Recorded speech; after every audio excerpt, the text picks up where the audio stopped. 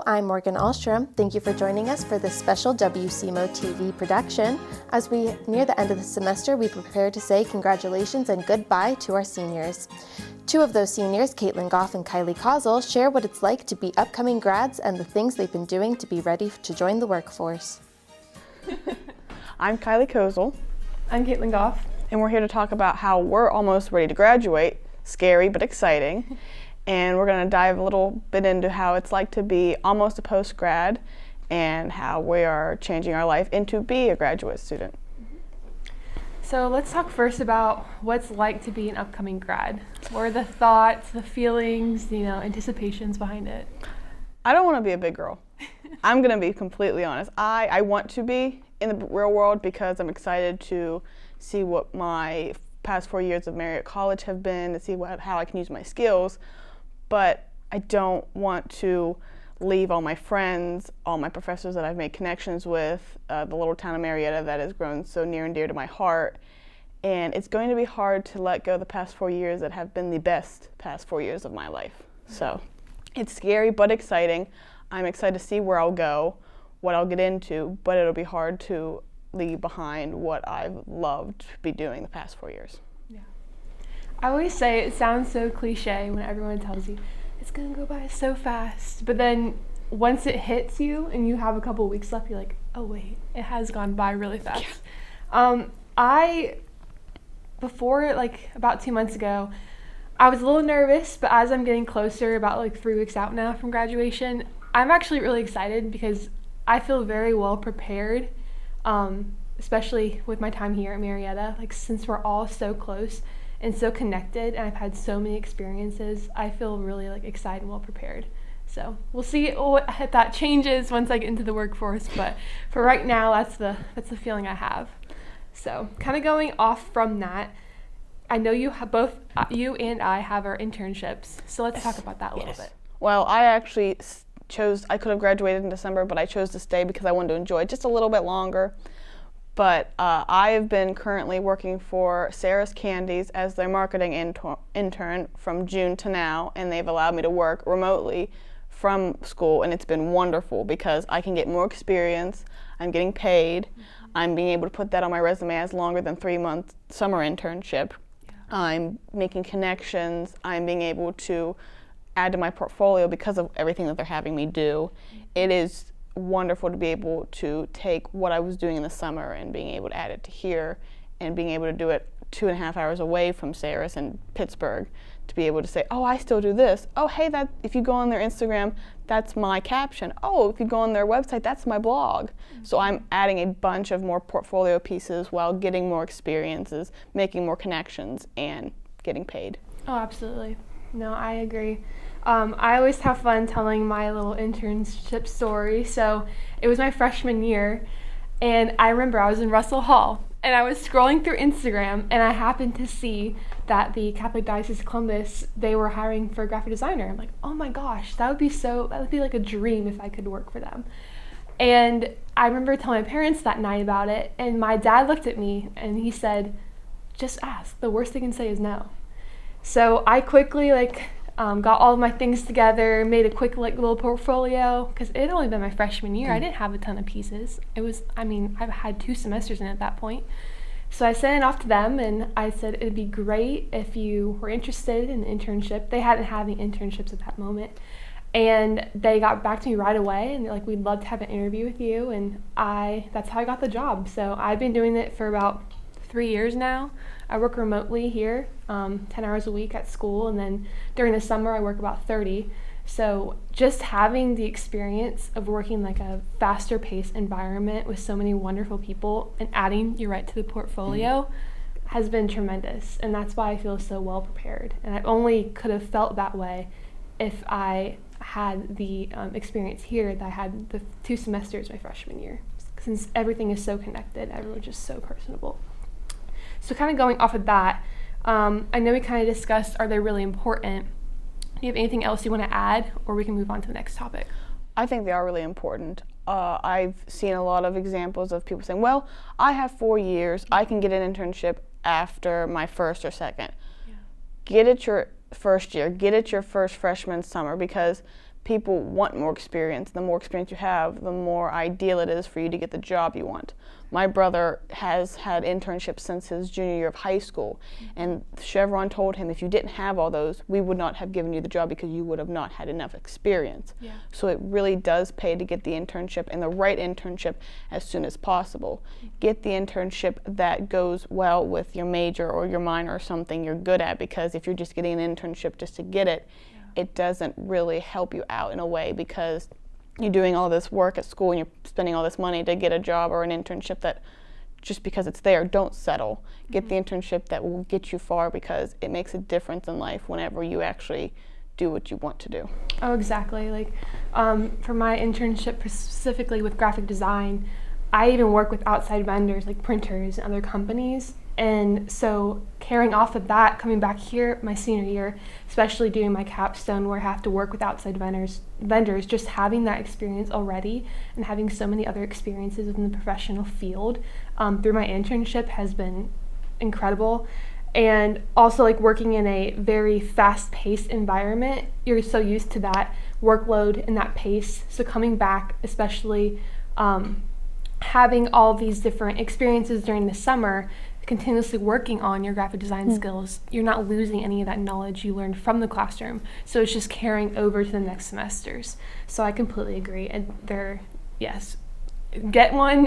You won't regret it.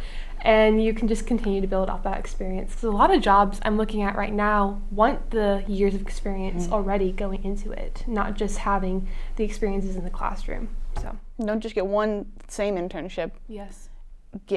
Like you've made yours into a job, but if you want to try different things, get more than one internship. I've had 2 different ones. I worked for a nonprofit, and now I worked for a chocolate company. Yeah. But I can put both of those on my resume as 2 solid different things. But you've had a solid full throughout. So either do your way or my way, where you get one that you stick with, or a few that you can, bounce off of. Absolutely. So going into that, let's discuss building a professional network. And if you have any internship and job search tips for everybody. I always say it's not what you know, it's who you know. Oh, exactly. Absolutely. For networking. I have gone so many places and done so many things because of who I know. And you can't be afraid to talk to people, because if you're afraid to talk to people, you will never build your network. And they're usually there, they want to help younger people. They want to help upcoming graduates, because they're like, they could be my job in the next 10 years. They want you to go talk to them. If you're scared, I've always been an introvert, but I've been able to go out and talk to people, and because I've gotten my internships because I asked for them. My positions for my internships did not exist. They were not looking for an intern. They never had one for either of my internships, but I said, I'd like to be your marketing intern. I showed them my portfolio, showed them what I can do, and they said, all right, we're going to try you out. Yeah. And it was very successful both ends, product of me still working for the chocolate company. Yeah. And my other internship said, if you could graduate right now, we want to offer you a job. Yeah. So it pays to know the right people. Oh, absolutely, yeah. Internships can feed directly into a job offer. I would say kind of sticking to a solid schedule, especially if you have the internship in school, especially with all classes and everything and all the extracurriculars. It helps to have a consistent schedule and kind of build in those hours that you're going to work that week. Also, I found LinkedIn is actually a really great resource.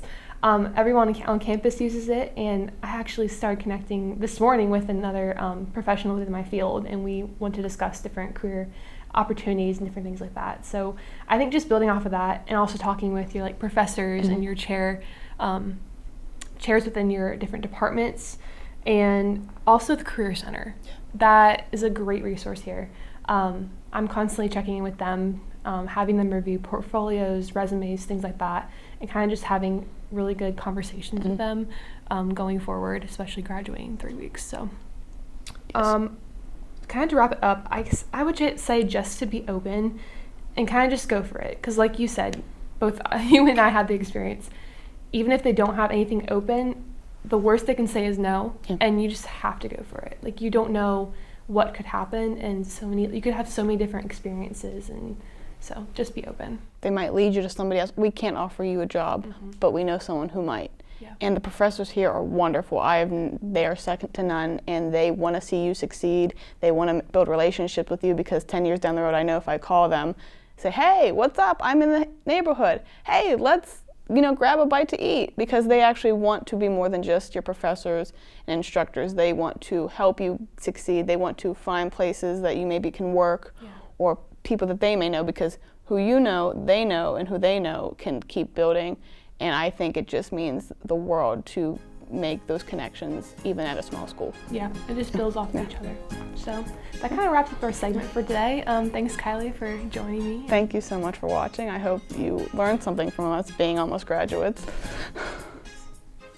Thank you, Kaitlyn and Kyleigh. As you heard, life towards graduation has a lot of ups and downs, and working towards your undergrad has a lot of efforts. Graduating senior Dani Nesselroad and junior Maddi Barton have some advice for underclassmen as they work their way through college life. Hello everybody, my name is Dani Nesselroad. I'm a senior at Marietta College. I graduate in December. And my name is Maddi Barton, and I am currently a junior here at Marietta College. And so today on our segment, we're just going to talk a little bit about our freshman experiences. We know this can be a really, really terrifying and tricky transition for everybody. I know for me personally, I came from a super small town, and it was really intimidating trying to meet new people, navigate new places, and kind of just get myself out there. So we're just going to kind of dig a little bit deeper on any advice that we have for any upcoming freshmen. Maddi, do you want to start? Honestly, my freshman year was great. I had a very good freshman year. I was a little bit nervous coming in my first year. Coming from a very, very small town, I had a graduating class of 61, so not very many of us. But I make friends very easily, and not that everyone else makes friends easily, but I feel like here it's not going to be hard for you to easily get into the hang of things, especially with making connections with people and professors and your friend groups.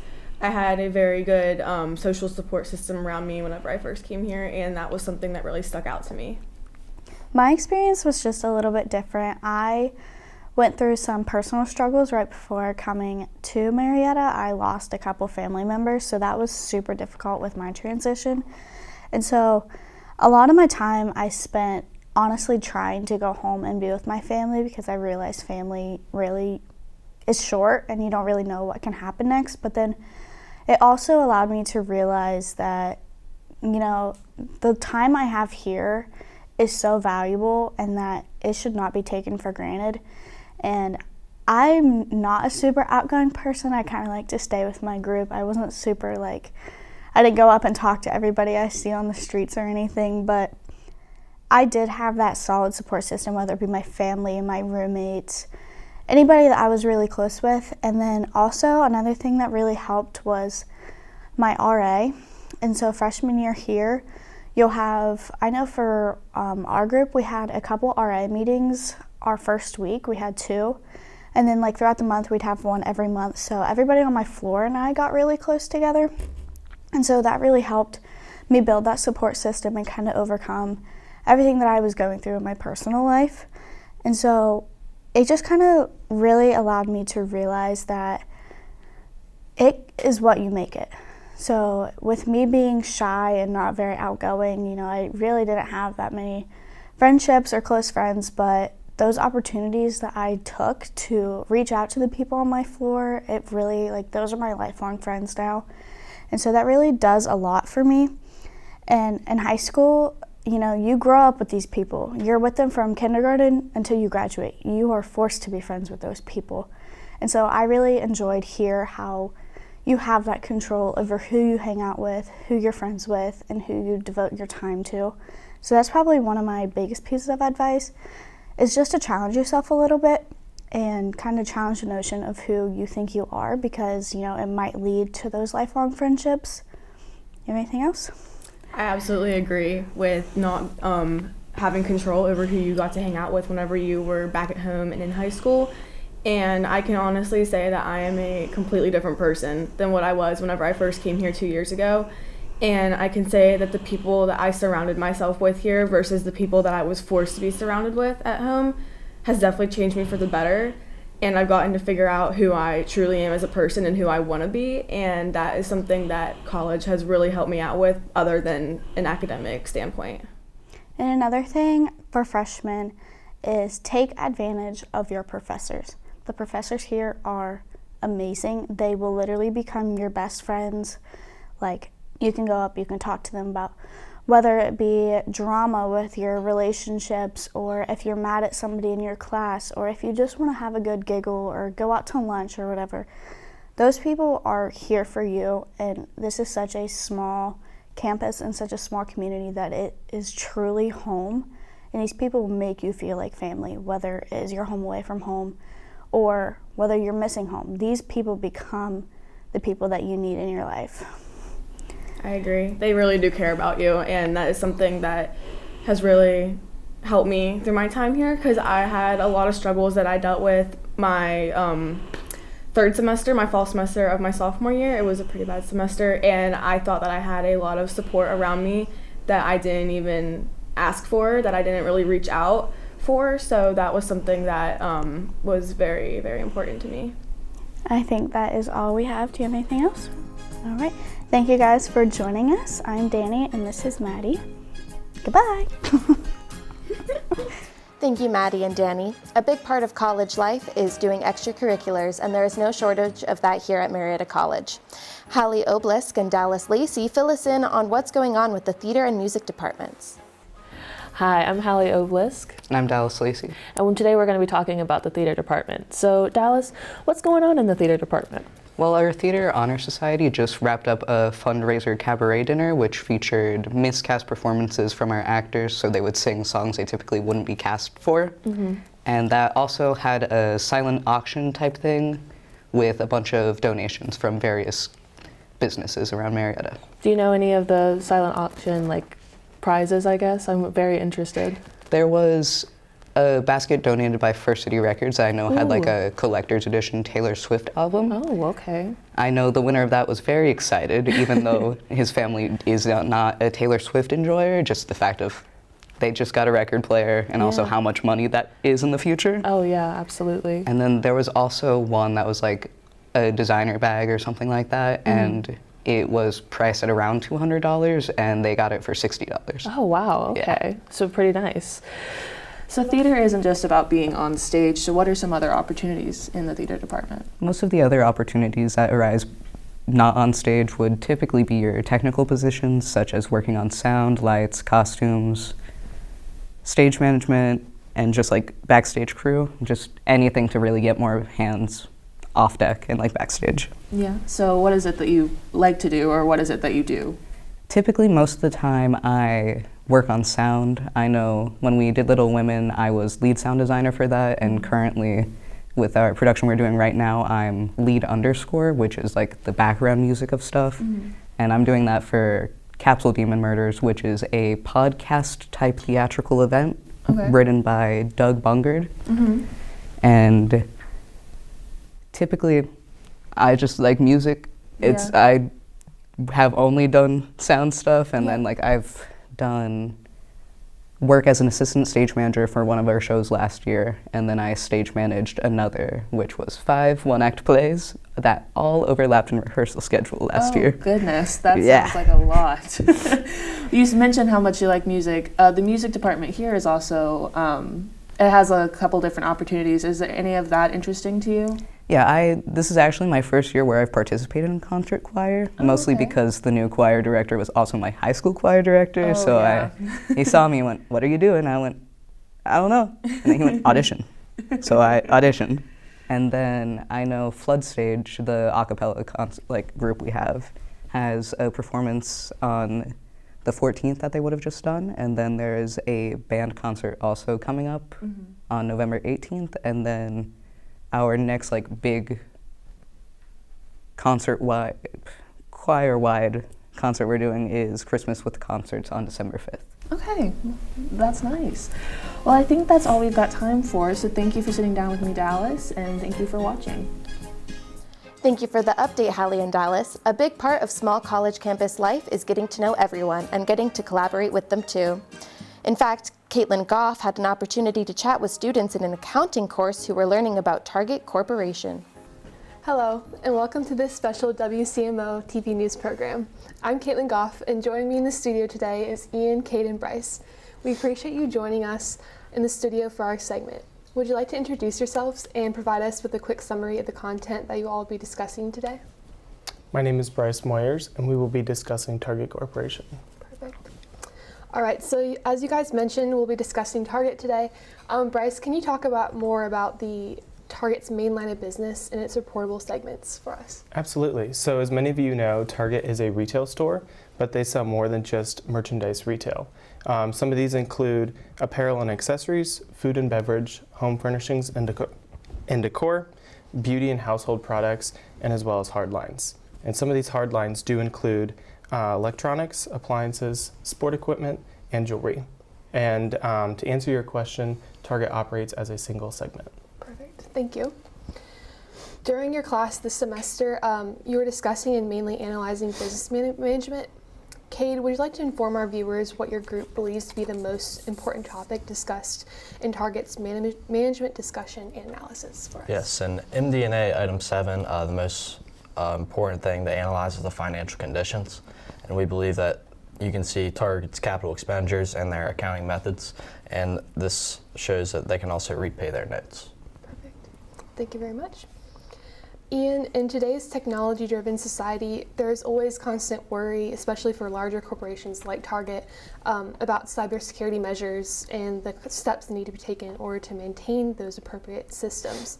So with this in mind, does your group believe that Target's current cybersecurity is up to par with current risks? Well, as of 2023, Target actually got hit with, they had to pay an $18.5 million settlement because they got hit with a cybersecurity attack in which 40 million credit and debits transactions were stolen. So to counteract this, what Target's been doing, they've been investing a lot more in in-house security, and they're creating their own security program, so they no longer have to outsource that to other corporations. So they can, and they're staying on top of all the new changes with AI and how identity fraud can, steal people's information. So they're just keeping up with that and making sure they're all up to date. Perfect.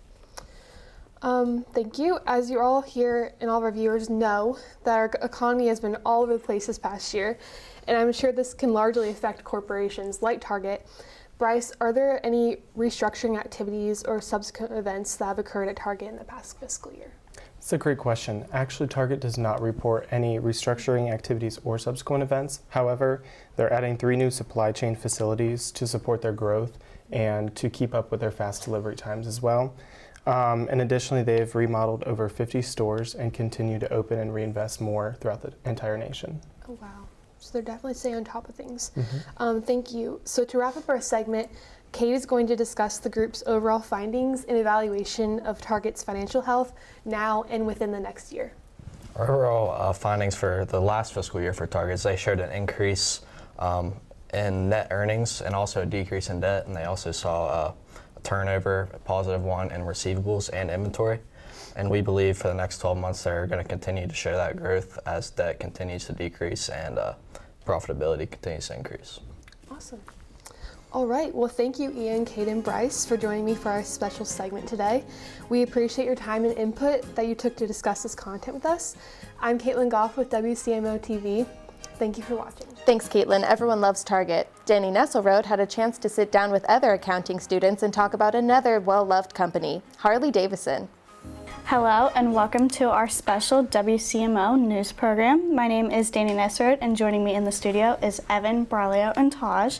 We appreciate your time and commitment with being us in the studio for our segment. Would you like to introduce yourselves and your purpose in being in the video for us? I'm Evan Cowan, and I'm an accounting major, and I'm a sophomore, and I'm from Parkersburg, West Virginia. And we've conducted research on Harley-Davidson through their 10K report. My name's Braulio. I am a junior finance major, and my part in this project is going to be going over some of the financial statements. I'm Taj Haidar, a senior from Toledo, Ohio, an economics major, and I'll be going over subsequent events and the financial health of Harley-Davidson in the next 12 months. Thank you. It's been brought to my attention that we're going to be discussing the icon of American motorcycles, Harley Davidson, during our segment. Evan, can you talk a little bit more about the organization's line of business and how it generates profit? Yeah, Harley Davidson generates profits from 3 reportable segments. The first is the Harley Davidson Motor Company, and they design, manufacture, and sell Harley Davidson motorcycles. And they also sell motorcycle parts, accessories, and apparel. And they do this by selling to retail customers primarily through independent dealers. The next segment is Livewire, and their line of business is selling electric motorcycles along with parts, accessories, and apparel. And they also sell through independent dealers. And the last one is Harley Davidson Financial Services, and their line of business is financing loans for the purchase of the motorcycles, along with working with third parties to provide motorcycle insurance. Okay, cool, thank you. So during your class this semester, you're discussing 10Ks. Braulio, would you like to inform our viewers on what that is and how it is significant for the discussion and analysis of the organization? Absolutely. So a 10K is basically just an annual financial statement that's given out by all the companies who are publicly traded. Harley Davidson's 10K is extremely important in identifying a lot of the important factors for investors and creditors, notably such things like quality defects that they had in 2022 and 2023. And additionally, they'll put things like interest rates due to inflation that could adversely affect the company, which in Harley Davidson's case is really big because not a lot of people are buying their motorcycles right now. Right. Okay, thank you. So as finance majors, you've taken a wide range of courses that pertain to your areas of study. Braulio, based off of everything you've learned while at Marietta College, what do you think is most important or critical for the accounting policy? Well, right now I do think that the allowance for credit loss for Harley Davidson is probably going to be the most important, specifically because, as Evan said, a lot of them do financing, and with this, it represents the best assessment of potential loss over time of these receivables, including the loan risk rate and other things such as influencing the reporting of earnings and the financial statements themselves. So I think that economically and for investors and creditors, this would be the most important accounting. Okay, thank you. So as a large company all around the world, there may be threats to the organization. So Evan, would you like to share what Harley Davidson discloses to its consumers about cybersecurity or cyber threats in particular? Sure. Harley Davidson has a very well-developed cybersecurity system, which is managed by its Corporate Information Security Office. And this office monitors risk and discusses them with upper management when necessary. The company conducts incident simulations to ensure readiness and requires annual employee training. And although past incidents have occurred, none have had a material impact. However, the company lists cybersecurity as a significant risk, highlighting its awareness of potential future threats. Okay, thank you. So to wrap up our segment, Taj is going to discuss the financial health of Harley Davidson now and in the next 12 months. So the financial health of Harley Davidson is actually pretty stable right now. At the end of the 2023 year, they reported cash equivalents and cash of $1.53 million. Their policy is to keep at least 12 months of liquidity, which it currently meets. Looking ahead, the company is taking a cautious stance on credit loss reserves and economic forecasting. This is good because of the upcoming election. They don't know what's going to happen, so they make sure to be liquid and have receivables ready, whatever happens. Okay. Thank you very much. Thank you, Evan, Braulio, and Taj, for joining me in our special segment today. We appreciate your input and taking time to come into the studio. I am Dani Nesselroad with WCMO TV. Thank you for watching. Thanks, Dani. We appreciate the information. There are obviously lots of fun things to do on Marietta College campus. Christopher Stoffel, Hannah Kroft, and Jacob Grube sat down to chat about what's happening with Marietta College's esports team and the Department of Athletics. Hi guys, my name is Hannah Kroft. I am a senior on the women's basketball team, and I am a sports management and marketing student here at Marietta College. Hello, I'm Christopher Stoffel, and I'm a sophomore. I play in esports, and I'm a broadcasting journalism major. Hello, I'm Jacob Grube. I'm a junior here, and I play lacrosse, and I'm also a marketing major. So today we're going to do a little sports talk. So recently in Marietta College news, we've had 2 very successful fall sports going on. As you guys know, our football team has had a very good season. They just lost this past weekend against Mount Union. I don't know if you guys tuned into the game or not. It was close. It was a very close game. Very close. I was very proud of the Pios, even though they lost. Mount Union's always been a very tough football program. So to see our Pios finally getting out there, making history this season, doing a very good job, made me very happy to see. I don't know about you, but I agree. yeah. Another team that's been rocking the world recently is our Marietta College women's volleyball team. Have you guys been to a game yet this year? I have. You have, That was yeah. exciting too. Yeah. Really good. Yeah, they're a really good volleyball team this year. They're currently ranked 6th in the nation, and they just won the OIC regular season. And then they start off, the OIC tournament tonight. So I'm very excited to see where this very good volleyball program takes us this year. What about esports? What's going on with esports? Esports, right now, there's 3 teams in the finals of the whole country right now.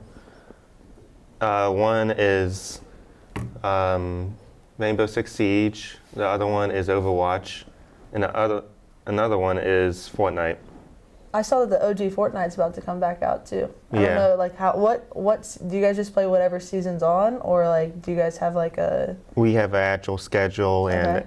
we actually practice consistently. Yeah.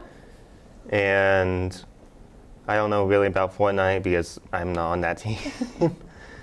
But they are very good. And the one guy is in the top 100 players. That's awesome. What team are you on? Super Smash Bros. All right. What's your main? Rob. Yeah, that's a good one. I've never played Super Smash. I want to play, but only really video games I grew up playing and still play is Fortnite, and with the new COD that came out, Black Ops. I like that. I like those games too. Gamer girl. Mario Kart all the way. Oh, so you play lacrosse? I do play lacrosse, yes. Yeah. What the heck is lacrosse? What is lacrosse? That's a great question. Lacrosse is a sport where there are 10 people on the field. You have a goalie, you have 3 attackmen. So like soccer? Soccer and a little bit of hockey, yes. Okay. Yeah, so their positioning is like soccer a little bit. You have your goalie, your attackman, like your middies, and then your defense who stop the ball. And it's also close to hockey for like contact reasons. Like you can't like obviously like baseball swing someone because that's a penalty. Fair. But I mean, if you see someone like coming up and like his body is completely towards yours, you can like push him down or like try to get the ball back. So like football. From him. You can't really full on tackle someone because that's also a penalty. But no, you can if he's like right in front of you, you can push him like right in the chest area, but you can't go above the neck or in the head because that's also a penalty. Like that's a 1 to 3 minute penalty there. I honestly didn't know what lacrosse was until I came to Marietta, so it's been a pretty whirlwind. I think every year I've gotten more into it and have understood it, but I still don't understand it fully, so. Yeah, no, I used to be the same way. I used to make fun of lacrosse until I picked up a stick and I was like, this is really fun actually. And I've been playing since 3rd grade. No, you wear elbow pads and shoulder pads and a helmet since it is a contact sport. And they're like different sticks for different positions. So I play defense, so I have like the 6 foot long stick that'll help me like be able to like deflect passes. And goalies have like a wider head on their stick as well, so they are able to stop the ball from getting scored. Do you have like any superstitions like whenever you play? Like you got to use a certain, like do you have the same stick like that you use all the time, or do you have like certain sticks like? Yeah, we have a main and a backup. I normally just use the main. Use your main. So. Do you have like a superstition, like you got to use like a certain controller? Not really, but we have a tradition. Okay. We always get Timbits before a game. Oh, okay. Hey, yeah, whatever works. Thank you, Christopher, Hannah, and Jacob. We are now heading back to the land of communications. We are fortunate to have 2 FM radio stations, a TV station, and student newspaper. Jordan Radabaugh and Kyleigh Kozel are here to fill us in on what Marietta College Student Media means to them. Well, I'm Jordan Radabaugh. I'm Kyleigh Kozel. And we're talking about student media here at Marietta College. Kyleigh, what is your favorite form of student media here? Well, I am a strategic communications major, so this with cameras and sets and radio was not my first, it was my first rodeo.